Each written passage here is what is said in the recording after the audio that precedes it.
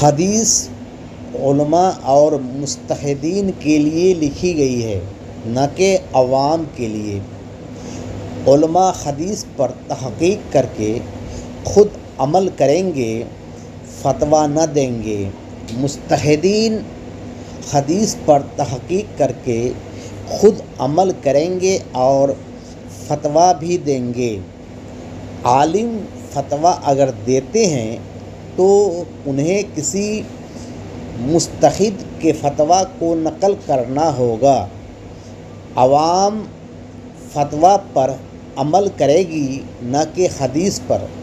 مگر افسوس، اب غیر عالم بھی مجتہد بن بیٹھا ہے، جبکہ عالم کو بھی حدیث سے فتویٰ دینے کا حکم نہیں ہے،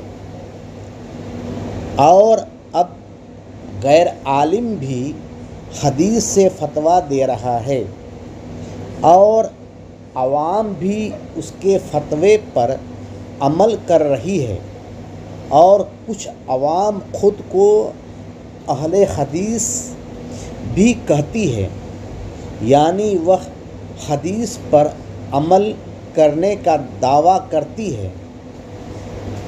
ان کے نزدیک